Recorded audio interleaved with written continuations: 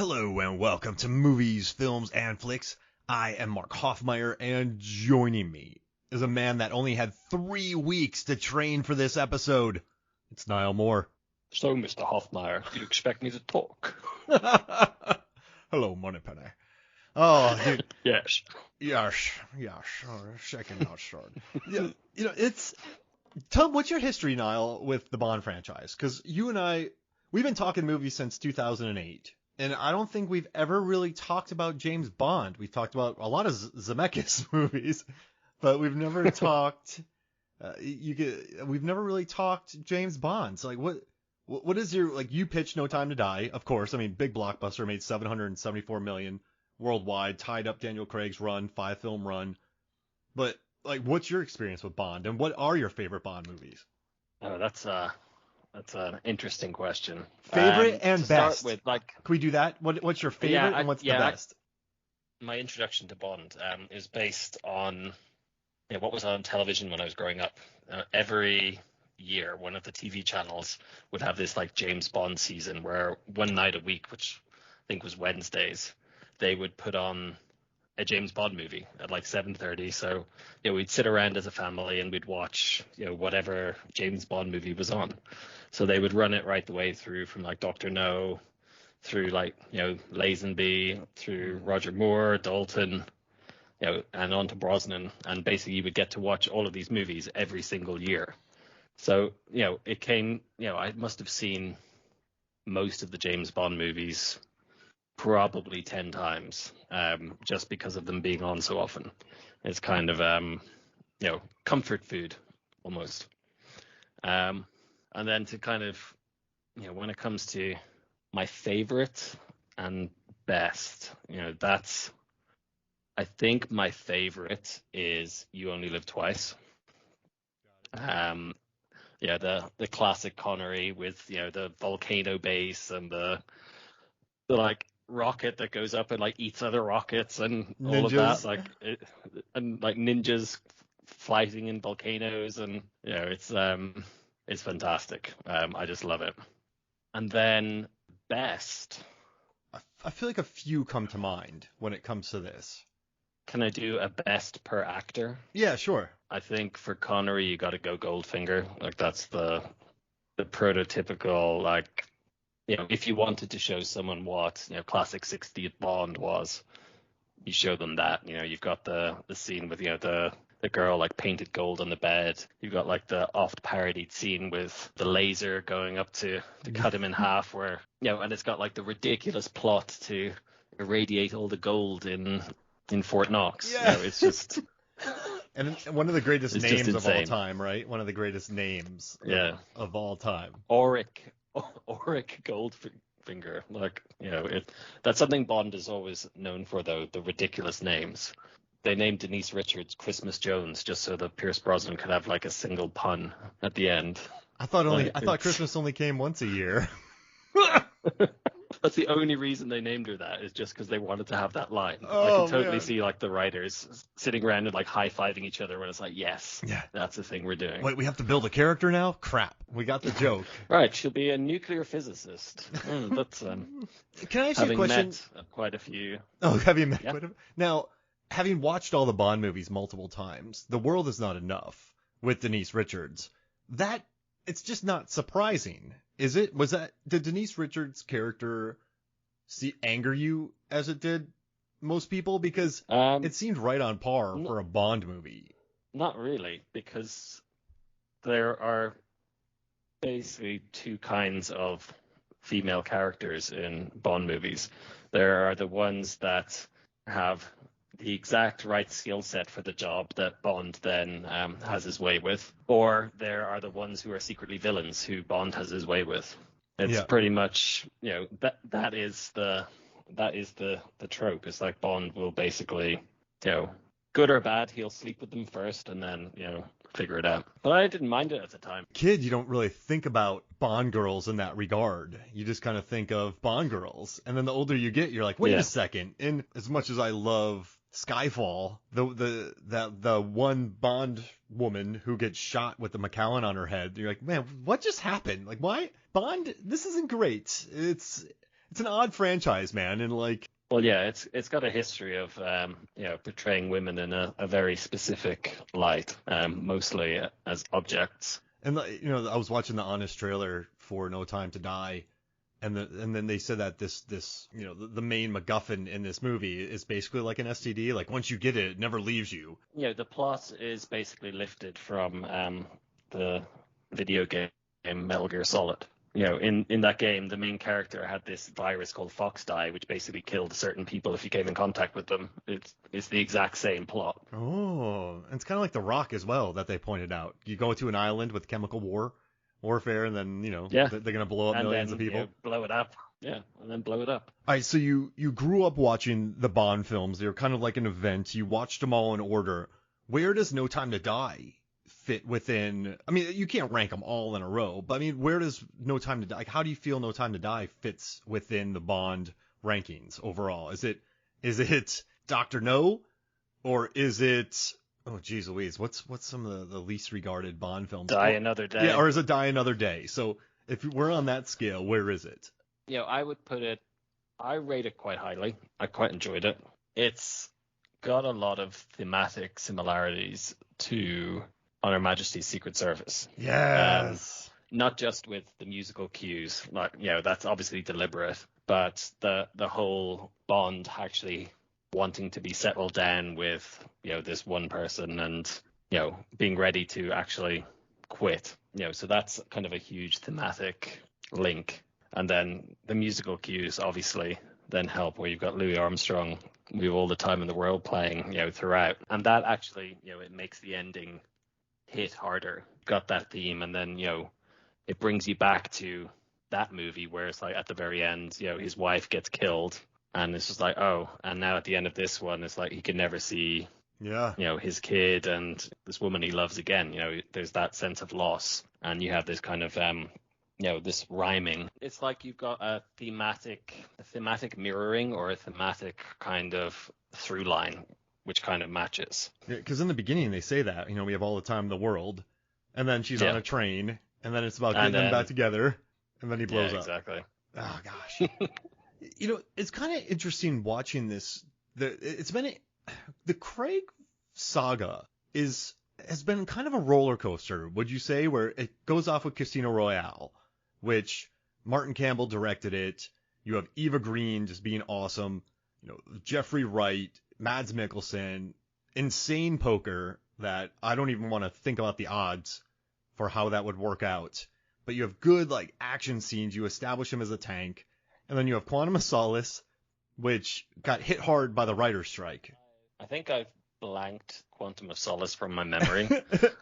I don't actually remember anything that happened other than something to do with oil, and there was a desert and they needed water or something. I rank it as the worst Bond film because it feels like a Jason Bourne film.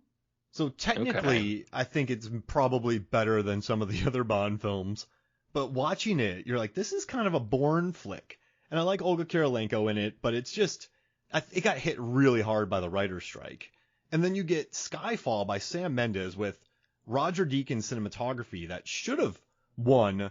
And what I think it should have won Best Cinematography, Skyfall. It's one of the best looking action films that you know what, I'm just going to say it, ever seen. I think it's an absolutely beautiful movie.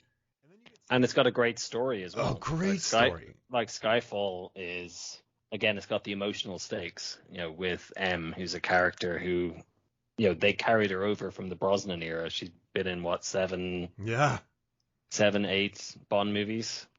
Yeah, they just tossed, because you're right. She started with Brosnan. This finished her arc. You have an excellent villain. You have some standout action scenes, and it just, and once again, Roger Deakins, like, beautiful flick. And then you get the Spectre, which a lot of people hate, but I don't really remember the action scenes in it. And I remember thinking Christoph Waltz, like, I did it all. I am the reason for everything. And you're like, oh, brother. But like, I do love he and Craig and Lea Seydoux. I think there's some cool action scenes. I liked it. I like Batista in it. I like the train fight. I'm always down for a train fight. But Yeah, it's pretty good. And then you go off, and then you go to this one. So it's kind of like an up, down, up, down, up for his Yeah, franchise.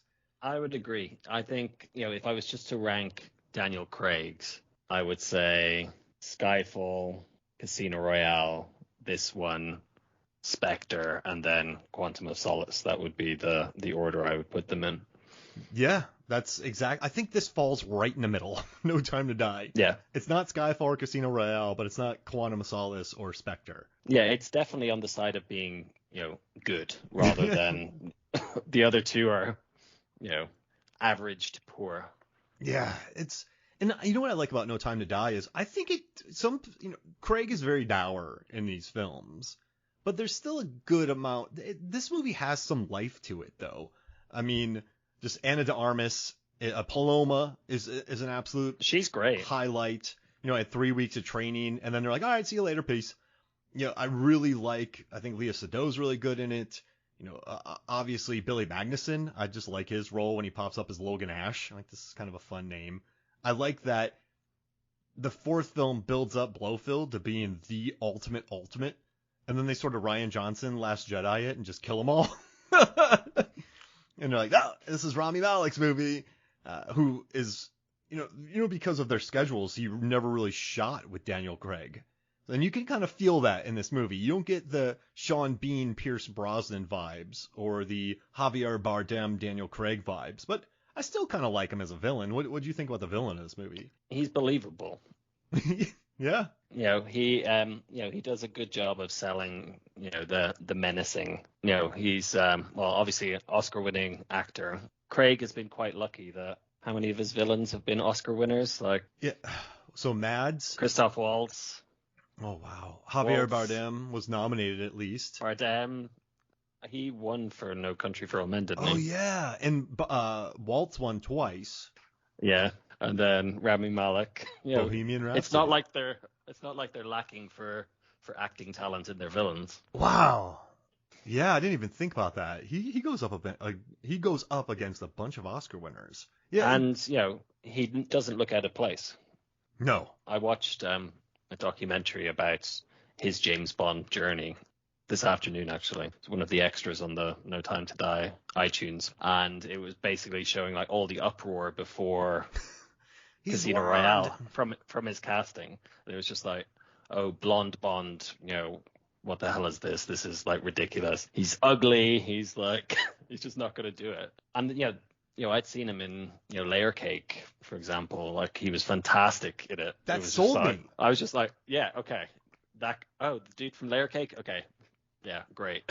But yeah, then obviously Casino Royale came out, and all of a sudden it's like, yeah, okay, Daniel Craig is amazing. And you know what's nuts too? I feel like there's two groups: people who had seen Layer Cake and people who had not. Yeah, probably. I think, why is that guy from A Kid in King Arthur's Court gonna be Bond? But then other people were like, yo, that dude from Layer Cake and Road to Perdition is gonna be Bond. I love fandom, Niall. By love, I mean kind of hate, because Batman, when Michael Keaton was cast in the role, he got 100,000 handwritten letters were sent because he was a comedic actor, and it's like, I can't believe they're gonna make this comedic actor Batman. Oh god! And then when Heath Ledger signed on, everyone just lost their minds. Like, Heath Ledger is Joker? Oh, that guy from 10 Things I Hate About You? What? Barf. Or A Knight's Tale. Yeah. I had a lot of confidence, but I think the trailer, and I remember when they released the images of Daniel Craig walking out of the water, like straight up jacked. I think that then that did the job of selling it. It's like, okay, I get it. He is jacked. Dude's a tank. And then his scenes with Eva Green, I think they were on another level. Those two, they just had such great chemistry. I think they really sold that movie and their love story for sure. And you know what I liked about Casino Royale is it featured the really cool intro with the parkour and him running through doors, but then it featured such absurd poker that you could not take the movie. Like, it felt like old school Bond. It really did. So it was kind of po-faced, but also the poker was so insane that it just reminds me of Austin Powers, where he's like, he's playing, I think, blackjack, and he's like, he like stays on 5. He's like, I also like to live dangerously. It's just like, that is the most ridiculous move you could possibly be making at this point. You had straight flushes, royal flushes, 4 of a kind in those hands. Yeah, that's movie poker, right? Yeah, Like, you're right. You could sit at a table all night and see nothing but like a 2-pair winning. And then It doesn't quite build the tension or the stakes in movie land. I was really hoping to see John Malkovich in that scene with an Oreo, just sort of opening it Well, and closing it during that scene. It's obviously set in the Last Action Hero universe, where it's like bullets bounce off you. Every poker game has a ridiculously stacked deck. I'd love to see Jack Slater try and play poker in the real world. It's like, 2-pair, what is this? I don't have 6 aces? Like, what's going on? You know what's interesting, too, about Craig? I didn't think he was coming back after Spectre because he said he would rather slit his wrists than come back as Bond. But they must have dumped an entire Aston Martin a gold watch the size of an Aston Martin on his front lawn to get him back for this. Well, so he said, I saw an interview with him on that exact subject earlier today as well, and what he said was the best analogy you can come up with is if you went and asked somebody 200 meters before finishing a marathon if they want to do another one, you'd probably get a similar answer. It had been they asked him, a couple of days after finishing the shoot for Spectre. He'd broken his leg in shooting. It had been like a really difficult shoot. Mm-hmm. He was tired, he was stressed, and he said he kind of regrets the way he said it. He said he should have been slightly more tactful and just been like, oh, it was tough. But you know what though, I feel for him too, because I once you do night shoots. After 2 weeks of night shoots that aren't even James Bond that big, you want to quit the industry, Niall.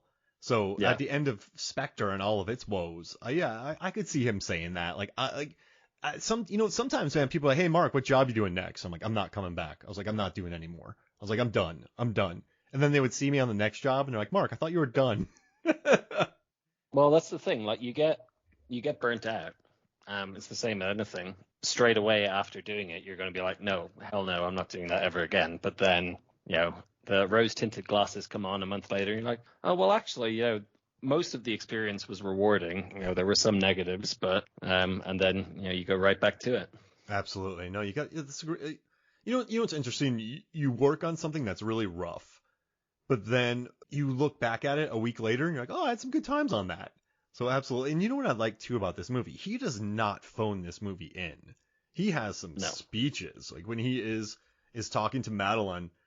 And he's just talking about how, I would do everything again for this. Like, I would never turn anything back. Like his speeches to her. And at the end, when it's Leah Seydoux and Daniel Craig just on their respective walkie-talkies or phones, just crying, or earpieces, just acting their faces off, he brought it to this role. And I listen, I'm not saying I'm going to give him respect for getting paid a ton of money to play James Bond, but he probably could have phoned this movie in.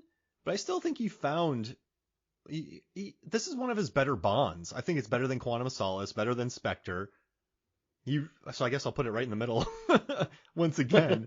But yeah, I mean, and also you brought this up. We were talking about this before, but and other people have brought this up as well, as I really like the On Her Majesty's Secret Service tie-in with this movie. Yeah, for sure. I mean, all the time in the world, and you just have, as opposed to Madeline dying, he dies.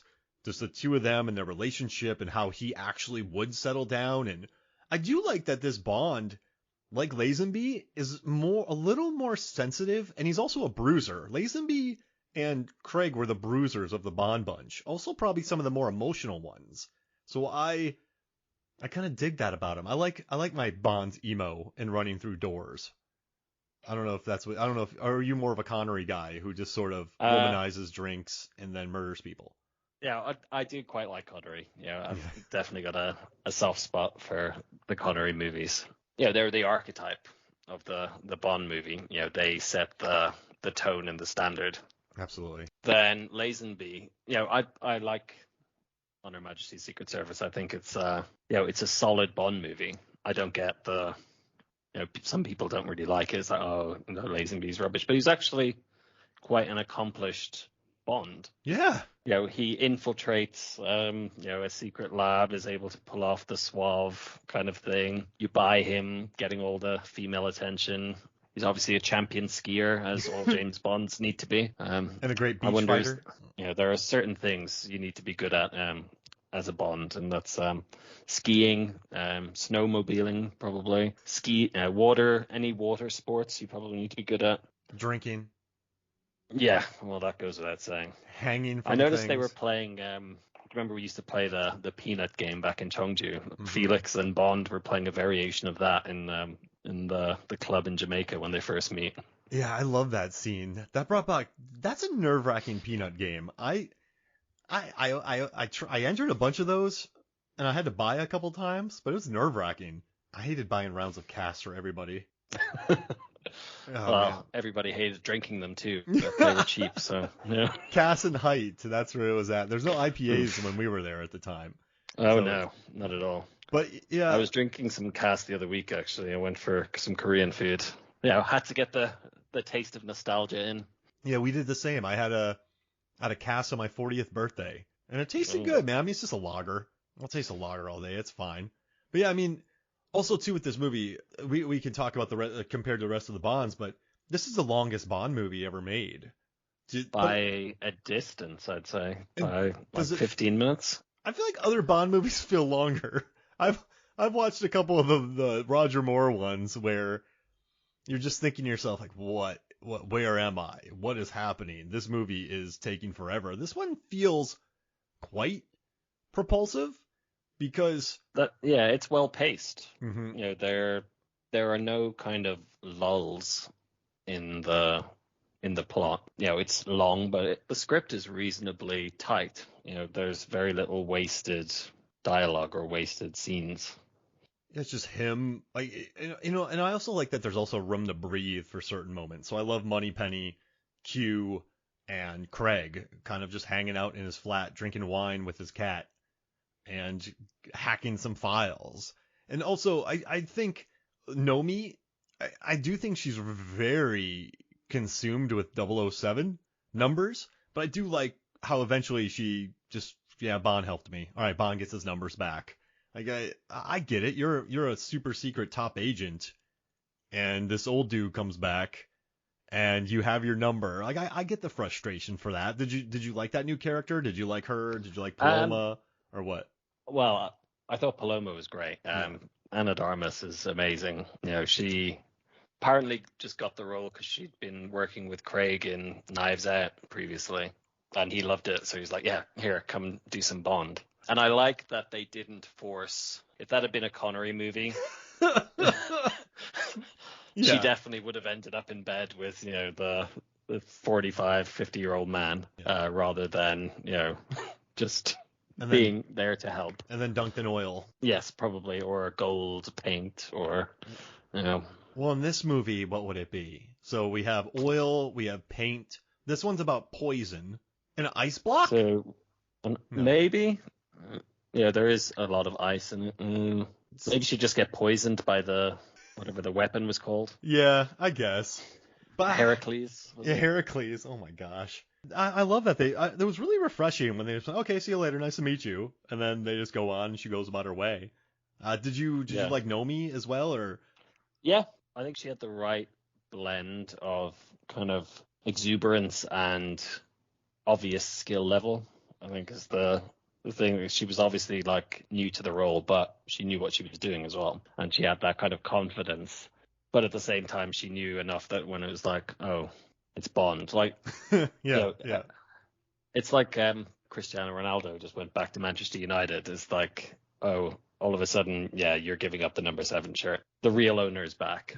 And it stings, right? Because you're the new hotshot. But I mean, CR7 and 007, like everyone knows that. But you also know at that point that it's not going to be permanent. Like, it's like, okay, look, they're coming back for one last hurrah. play nice, let them have their moment, and then they'll go off into the sunset, and you will still be 007. I mean, and they're also helping save the world, helping you save the world. So you can kind of, this isn't like a comeback tour on the PGA golf tour, and you have to give up your. I don't know if they have numbers, but you know what I mean. You know what I love too about this movie is it sort of drops the traditional cold open, and instead goes to Madeline and her gunfight with Safin. And in the theater when I watched this movie, when she gets up from the bed and shoots Safin several times, the theater cheered. That's a cool moment. I like young Madeline. I liked her in that scene. She's a resourceful little thing. Well, she sat there playing on her Tamagotchi to start with. That dates scene quite nicely. But yeah, she shows she's a little badass. Just popped up and shot him. No one saw that coming. And I love the mask too, the look of it. And then, I like that Safin actually saves her. It's a really brutal, it's a very murdery open scene because you have the classic mom on couch, the classic alcoholic mom on a couch who gets shot, and then she fights back. That was cool. We didn't get a Union Jack parachute, but we didn't get a bungee jump. We just get this cool opening. I thought that was kind of nice. But the thing is, it still ended up being a cold open. It was 24 minutes long. Yes, 24 minutes before the title card. It cuts to that whole Italy sequence, which was much more traditional, like Bond cold open, except it ends not on a moment of triumph, but basically him saying goodbye to her and just walking off. Stuffing her on the train, and then she's running on the train. Yeah. Man, I will say, I think two of the best shots. Also, you know what? I'm just going to keep going with this thought. Two of my favorite moments from the film are during that scene before the 24-minute title card, when he dives underneath the concrete blockade, and the car. The car just jumps it. That's cool. That's a really neat gag right there. That's one of the things that really sticks into my memory. I really dug that. I also like his jump off of that bridge. I think that's a really cool moment. And then it's a classic Daniel Craig moment because right after he jumps from that, he just smacks into the wall. This is a Bond who does nothing gracefully. Every time he lands on something. If that had been Brosnan or Moore, they would have swung down, just landed, and just been like, oh yes, I have my swagger. Whereas Craig, he gets all the broken ribs and all the punishment. It makes me so happy. And then he gets on a motorcycle, and they're in Matera, Italy, and the stunt coordinator Lee Morrison came up with that awesome wall jump where he just, I guess he was going something like 60 kilometers an hour or 37 miles per hour, and just jumps up that ramp and lands on the cobblestone. That's a really cool bike gag. And they kind of went back to maybe Skyfall, which also has some really good motorcycle kind of dirt bike gags. So that kind of brought back. But it's not just Skyfall. If you look at the history of Bond, there is so little CG related to the action scenes. They do so much of it just with real cars, real bikes, and they're just like, okay, what are we doing now? It's like, oh, today we're going to flip an Aston Martin 17 times. Cool. Oh, that's Casino Royale, right? When they flip that. And then was it Live and Let Die, the car flip? Yeah. I love the practical gags in these movies. And also too, one of my favorite practical gags is when Bond gets back into his car when he's back in London, and he just flies out of the parking space, does a quick U-turn, and then just speeds up that tunnel. I love that. They actually still feature these moments. It just makes me happy. It's just kind of cool. Well, because that's Bond. Mm-hmm. He drives an Aston Martin really, really fast around beautiful cities. Or beautiful locations in Europe. You have those lingering establishing shots where it's like, here is our hero. You can see that he is in the Italian Riviera. Okay, great. Or he is in London. Here's some landmarks. Great. Without having to just put up a title. Jason Bourne movies like Amsterdam, Netherlands. It's like, okay. They show the Statue of Liberty, New York City. Yeah. And also, they trust the audience to kind of be like, okay, I know where that is. Yeah. Oh, there's the Shard. Okay, I can put those together. The Ferris wheel, which gets shown so Yeah, often, and also too. I yeah, mean, the London Eye. Bond loves his Italian chase scenes. So you have Oh yeah. Quantum of Solace, you have Spectre, and now you have No Time to Die. Like he's all about getting chased around in Italy. Well, apparently was it Mantera was one of the locations they scouted for Quantum of Solace, but didn't end up using. So they went back there for this one because they were like, oh, that's a really cool location for an Italian car chase. Let's use it. Yeah, that one sort of ties together all the great things about like that opening scene before the credits is sort of a reminder of how good Craig has been because he and Leah Sado have excellent chemistry. She had a really good 2021. She was in French Dispatch, France, and she was in No Time to Die. Those are three movies I really like. But yeah, I didn't like French Dispatch. Oh, was it too cute I was for you? I was disappointed. I was disappointed with it because I love Wes Anderson, but she was good in it. But yeah, as a whole, I was a bit disappointed. I guess I'm just a Wes Anderson stan, so anything comes out, it makes me happy. But yeah, like you get the tender moments with him, the kind of the love scene, like the two of them. They're also just dressed to the nines, looking awesome. Then you get he gets blown up a lot, and he always survives. He does. He gets destroyed by Blofeld's bomb at Vesper's grave. Now it's a bit naive of him to Vesper's grave. You could be any criminal in the world, no James Bond, and just go, he's going to go back there. Let's just put something there just in case. Yeah, it seems like very, very naive on his part to be like, oh, hey, yeah, she was working for Spectre. I'll totally go to her grave where they know that I was in love with her and stuff, and they definitely won't predict that. You're the world's biggest Manchester United fan, but you're also a super spy. You're presumed dead. But then, if I was a criminal, I would just tap into the camera systems at the stadium and just be like, he's going to come back. He's going to come back to one of these Man U games.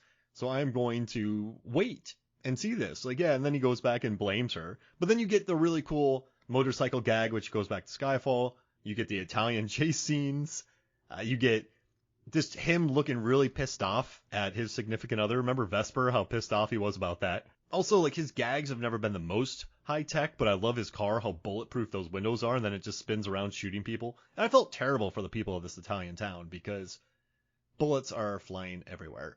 But yeah, then you do that, then you get her on the train, a lot of train bits, Spectre, Casino Royale. So it's like a best of Bond, though it's like summary before the title, before Billie Eilish drops. So I kind of like that. You kind of make it very familiar, but you kind of, I don't know, it just reminded me of my favorite parts of the Bond franchise. I don't know if you had that at all. Yeah, it's definitely, it hits a lot of notes. Yeah. It's just like, okay, you could hit every single one of those notes throughout an entire picture, and you've got, it's like, oh yeah, that's a Bond film. And that's just condensed into, the opening, like 24 minutes or whatever. And then you have, the typical James Bondy credits with guns and women and bullets flying everywhere, and yet another variation of a tune with like the James Bond motif kind of playing behind it. That one I quite like.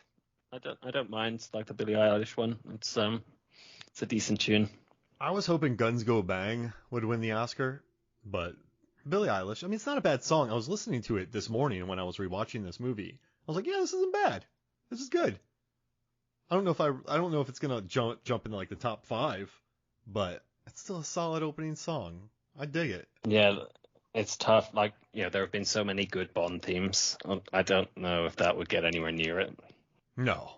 What's your favorite? Diamonds Are Forever is a good one. Yeah, that's strong. Live and Let Die?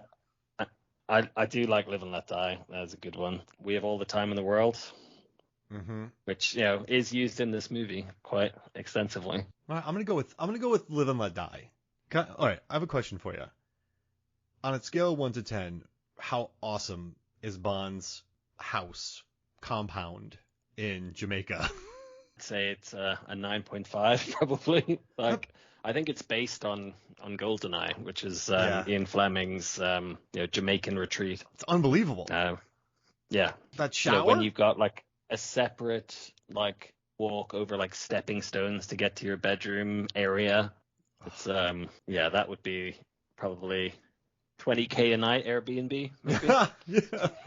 And no one's messing with that place either. They're like, there's a really No. cranky guy there who spearfishes and does all that. And you know what's crazy? Daniel Craig, he has stayed in some pretty great shape for these movies. I know he didn't do a lot of stunts in this. You know, during a bunch of the interviews, he was just talking about how, you know, he's wrecked his shoulder, he's wrecked his knee, so he had to rely a lot more on stunt doubles for this movie. But dude still gets in shape for it. I would say he and Lazenby are probably they're probably the most in shape Bonds. The other guys were just sort of dudes who murder people and drink martinis. Connery was Mr. Universe before he was Bond. I guess for 62 he was in really good shape. In the 60s, being that ultra muscular wasn't the physique. No, and there weren't scientists. You know, I bet you Connery was probably working out with a cigarette and a beer doing curls, and then slugging some beer. Curling steins of beer with one hand and curling cigarettes with the other. A whole carton, just smoking them. But yeah, I mean, it's just impressive. Like, I think Craig has been really dedicated to this franchise, and he's stuck with it through the up and downs. And I think this is a good victory lap for him, and it's a good way to sort of close out his run. And I mean, you're not gonna go up too much higher because this movie has a 7.3 IMDb score. It made over 700 million worldwide. It has an 83% tomato meter score, 68% Metacritic. So I mean, this is a pretty good movie. Yeah. No, pretty, and yeah, it moves by quick, and it's got a lot of actors, I think, especially like Lea Seydoux, just like acting their faces off. Even Ralph Fiennes, like there's that drinking scene where Bond goes in. I love when Bond calls out M for his drinking in this movie. He's like, "Oh yeah, you thirsty?" And then they just start yelling at each other. When Bond is calling you out for your midday whiskey drinking, Niall. Oh, I have a question, Niall. Yeah. You're drinking, and Bond calls you out for it. Like, what's your feeling knowing how much Bond drinks? Shame. I think that's when I don't know. It depends on your character. You either go shame or pride. Yeah. Oh yeah. Hey, you know James Bond? He told me I drink too much. And he just that pussy. Hey, Mark, are you a secret agent with him? No. I'm an analyst. So yeah, when he called them out, but I do like Ralph Fiennes, and he does come around. Like, I like that M says this was on me. I do. You know what I like most about this weapon that they have in this film is that targeting. I mean, into all Spectre gets killed, but without collateral. So creating something that can attack a DNA strand of people and not have collateral damage, that seems like something any government would pursue and then mess up, and then it would go horribly, horribly wrong. But I do like That's how you get zombies. Yeah. Yeah, exactly. You could have Bond zombie, World War Z Bond. It's not early. Like, I am going to have a volcano base and eat satellites. I am going to blow up the world. This is a targeted nanobot technology plot. And listen, I know nothing about nanobots, but I like this weapon, and I like that people would want this weapon, and I like that this weapon is made under the books. And that laboratory sequence where they just slaughter those people in the laboratory is brutal, by the way. I do love. I liked their electromagnetic lift escape mechanism. Oh, I thought that I can't see that ever being tried in real life, but it was a cool. That's what you want to see in a James Bond movie, where it's like, okay, I can totally get why that would work. Oh, and then they even have a concrete ramp. Everything they do is so perfect that when they drop down their magnet slide, they can slide down a concrete slab. Oh, yeah. Man. And also, I love that bit about smallpox. And then he's like, I would put what does he say? He's like, I would put Ebola in your tea. And watch your face melt off. Oh, you have such an imagination. And laugh. Yeah. I don't know why I keep forgetting about Heracles, but no, it's Heracles. And you know what's interesting too about this movie is it only made 160 million domestically. And I'm sorry, you live in the UK, I live in America. but the U.S. But like it made 160 million, 161 million if you round up domestically, and then internationally it made 613 million. So it just goes to show how much of a international property Bond is.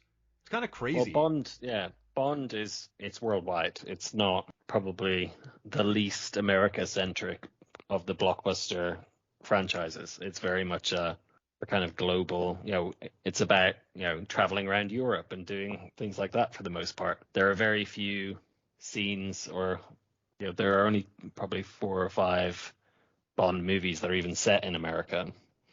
Most of them are set in far-flung exotic places. It's about a British secret agent, and when the Americans are involved, it's always you've got Felix, who's kind of his mate, but otherwise they're shown as being incompetent or just like live and let die. Oh dang! Yeah.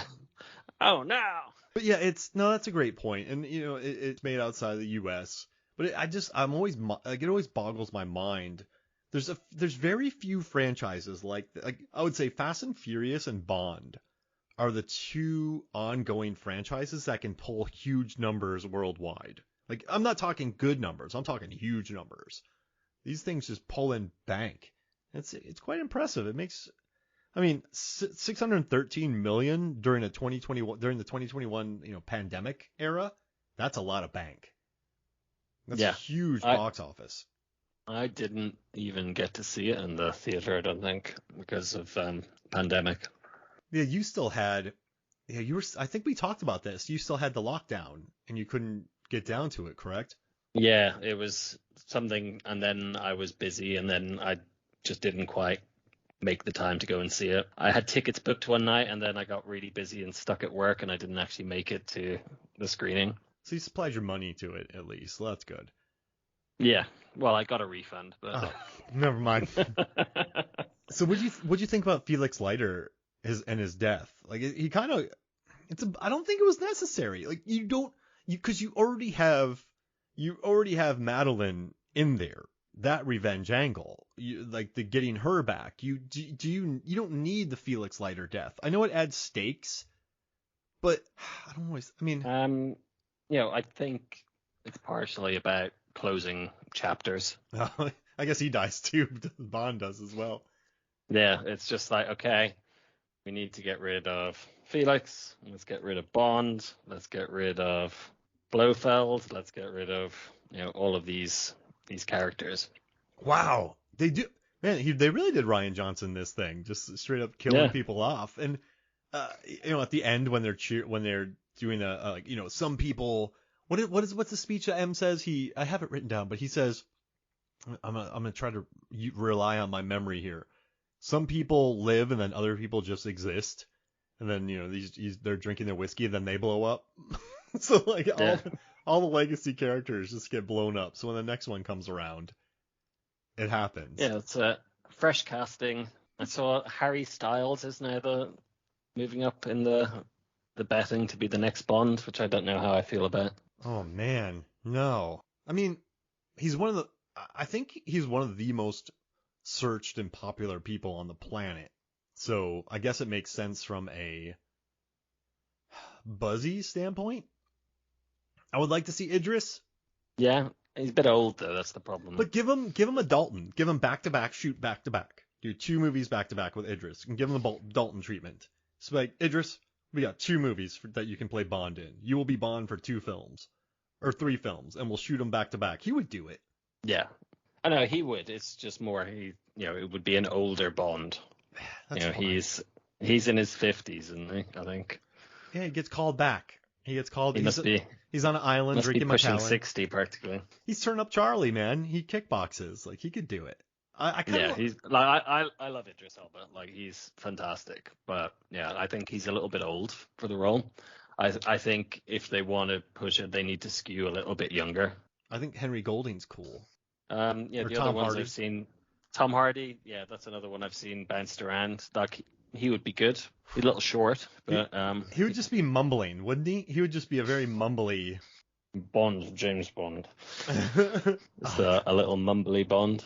I'm looking at the odds right now, according to Sport Betting Dime, and let's see, Ray-Jean Page from Bridgerton and The Gray Man's Yeah. number one. I do not want Tom Holland. Sorry. Taron Egerton's high up there. Callum Turner. Taron Egerton, he's already done the kind of secret agent thing in Kingsman. Oh, Richard Madden has dropped way down, which is kind of a bummer. Dev Patel's on there. You know what? Robert Pattinson. He would never do it because he's too busy doing High Life and kind of other movies. Batman. Yeah, exactly. So yeah, he's not going to do it. But he would have been good. Tom Holland. I'm not hating on the guy. I just don't want to see Tom Holland as Bond. I don't want to see that earnest of a Bond.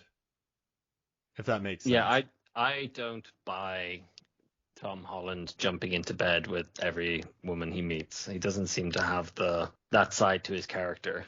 There's some good names here. Taron Egerton, I don't know. Richard Madden. Dev Patel. Richard Madden would have been good. Yeah, after David Budd. He was in that Bodyguard movie. Yeah, that was really good. That limited series. He was really good in that. I think people watched that, and then he immediately went to number one as Bond, because everyone just went, oh, he can act. See, another one like Hiddleston, like Tom Hiddleston would be quite good. Yeah. Is he too suave, though? Like, he would just be too posh suave. Am I crazy? Maybe. And Dev Patel's high up on the charts here, too. Like Dev, I don't know if he has the action chops to pull it off. He can definitely act, but does he have has he been in any kind of action oriented roles? Yeah, he Not was. Really. I guess, and when he is, they aren't exactly like it's a Green Knight. There's really not much action in that. And then he's in he's in Hotel Mumbai, which there's not too much action in that. Chappie, no. Lion, no. So he'd be a great actor in it. Yes. He's 6'2". Yeah, he's tall. 6'2" is gigantic for Hollywood actors. Yeah, you should know. You've been doing a lot of research into that lately, at least with Tom Cruise. So much height. Oh man, gosh. But yeah, it's I know we kind of got sidetracked there, but I mean that's where the conversation's going. And you know what's interesting? Like, do you care that much about Bond to care about who the next actor is? No, I just want someone who's going to make the role their own. Oh, so who would be the best? Pick one name. Who could make the role their own? I think it would be interesting. It's tough. It is tough because it's not just about the actor; it's about the writing as well. Mm-hmm. But someone who could just pull it off. You need basically look kick-ass in a tuxedo, but have the Connery, right? But basically you need to be like believable in the action as well. So it needs to be believable that, you could take down these henchmen with your bare hands. Connery, they said, moved like a cheetah, and he had the physicality and kind of the charm. Roger Moore was just straight up cheek. But he Dalton had a big personality. Dalton was much more kind of a lean, kind of wiry guy who, if you saw him in the corner of the pub, you'd know that you wouldn't want to mess with him because he'd kick your ass. That dude's wiry. I'm a slasher. But yeah, and then, I do like, I think GoldenEye, the physicality in GoldenEye, Brosnan did a great job to that. He brought a good physicality, but his is more like graceful.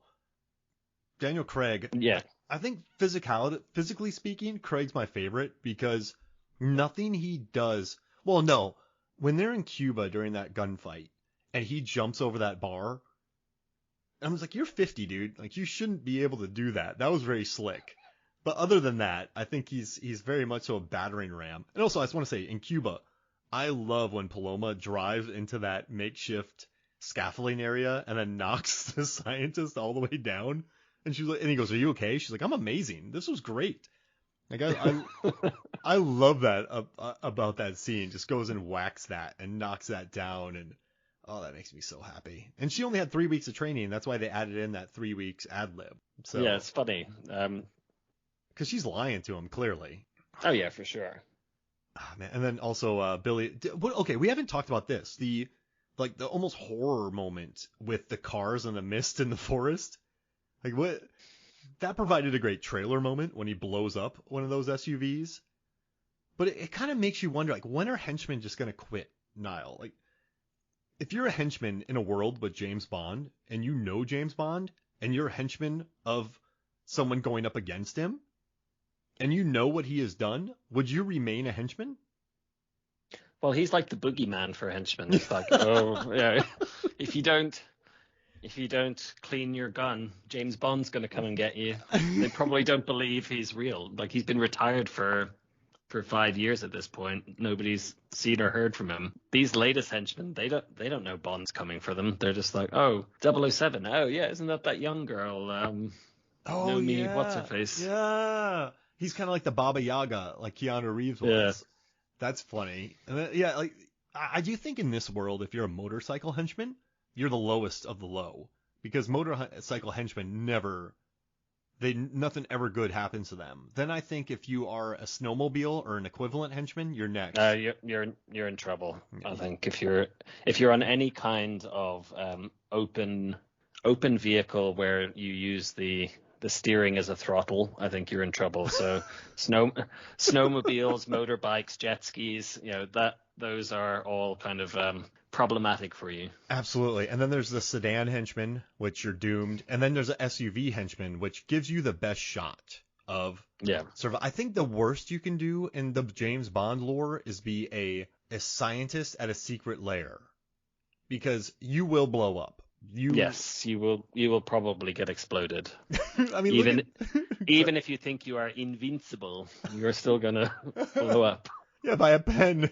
I'm invincible. Also, Spectre has one of the largest explosions ever. You know how many scientists in that lab blew up? It's just, yeah. Okay, Niall, I have a question. You live in a world where, you don't pass your school tests. You don't get to a good college. You kind of have a criminal record, and the only job available to you is being a henchman. Would you, like, what kind of henchman would you be in the Bond world to potentially survive? I think it's difficult. He's kind of indiscriminate when it comes to henchman killing. Except for Jaws. Yeah, he let Jaws survive. Jaws got his happy ending, at least till they run out of air. I would be a fist-fighting henchman, and I would not want to have electronic eye near a watch with an EMP. I'm just telling you that now, Niall. But I would be a fist-fighting henchman who fights Bond not on a train or a plane or a car, just in the street. So you basically just want to get like the karate chop to the neck and go down, and then Yes, exactly. Or the Michael Caine from Austin Powers, where I don't have a name tag and I just lie down. So yeah. If you're fighting Bond, right? You're fighting Bond, and you put up your dukes. Like, I'm unarmed, let's box. He'll just knock you unconscious. Bond is not going to snap your neck. No, Bond, he always responds with the requisite level of violence. So it's like, if you bring a knife, he'll bring a knife. If you've got a gun, he's got a gun. Yeah, there's no Indiana Jones style one-upmanship where you've got a sword and he just shoots you. It's like, he follows the rules. He's like, oh, I will not escalate. I will take you down on your own terms. Oh, man. I would never want to be a second in command or the pawn of a villain who's acting as the head of the organization. I would just be the fistfight guy. And you just got to knock me unconscious. Or get one of a classic Moore or Connery judo chop to the neck. Wait, does that kill you? Or does that just hit your an artery and make you black out? I think it just makes you black out. The Hollywood judo chop. Yeah, that'd be ideal. So you and I are guards. Bond comes up, we drop our guns, try to fist fight him. We both get chopped, and then the base explodes. But we're on camera. Like, they know that we tried to fight him.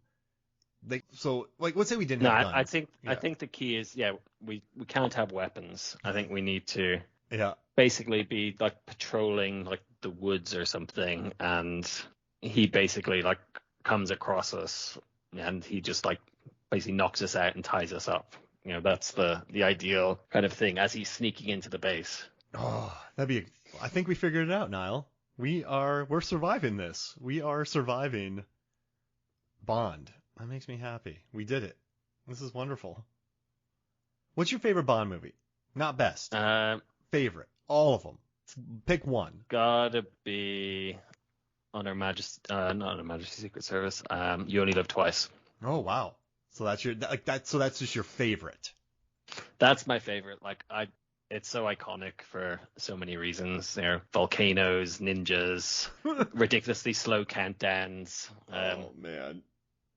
Wasn't there a moat full of piranhas that was like killing people as well? And there's it's just full of ridiculousness. But it's so absurd. I mean, a volcano base. A volcano Yeah. base. Like that's wonderful. You can't beat that. But for me, I got into Bond quite late in life. And so my actual first exposure to Bond was when I was 13. Because I hear about most people watching Bond because their parents loved Bond, but my dad never watched Bond. My mom never watched James Bond movies. So my first experience was GoldenEye. And then of course GoldenEye is a good one. so it's my favorite. I mean, you have the game that came out that I spent way too many hours of my life playing, and then you have all the sequels, and then it led into, like remember on TV, like in the United States, I guess you can't remember it, but they were like, hey, a marathon. You're like, oh, cool. Like I know Bond now because of this. I guess I should watch these. And then they released special edition VHS tapes, and then they released all the DVDs, and then the Blu-ray box came out, which I cheekily put on my wedding registry, and someone bought it for me, which is amazing. Oh, awesome. Yeah, so I was like, all right, I like you as a guest. You enjoy the open bar.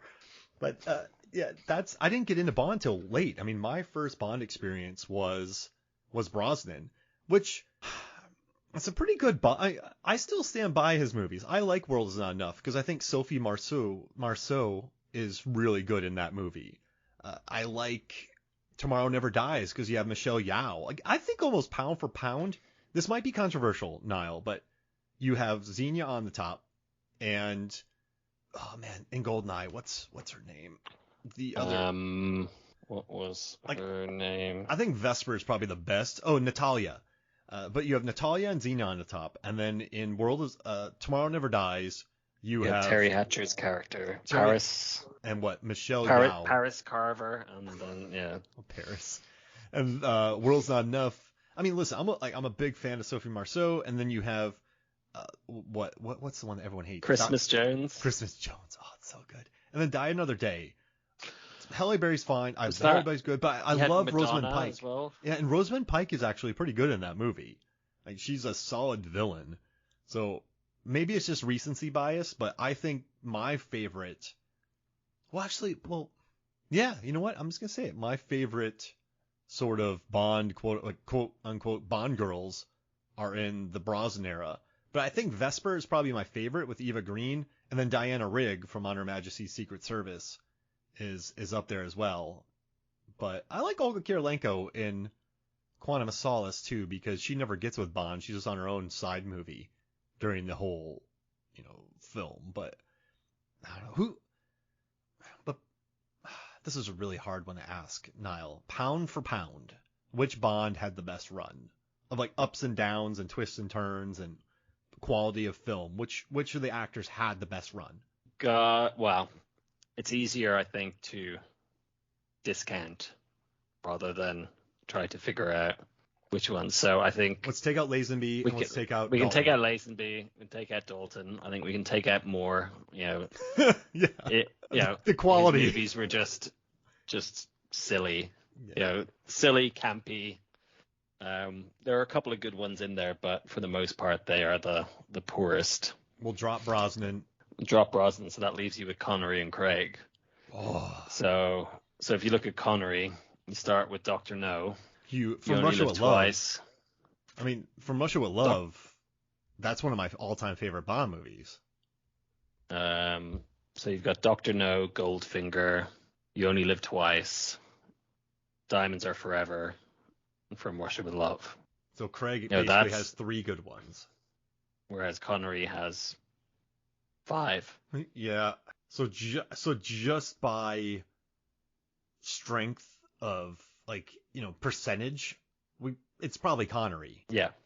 Oh, we're not. If we're looking at this objectively, you could even go into the tomato meter, and I'd say it would probably be reasonably agreeing with that. I'd probably Craig because I know Connery has some pretty low ones, does he not? Oh no, he doesn't. If that would be if you're counting Thunderball or Never Say Never Again. Actually, all of his movies that Connery did have over a 60% score. And that, There you go. wow. Quantum of Solace does not. I think it's got a 30 something. Yeah. Oh, wait, Quantum of Solace is 64%.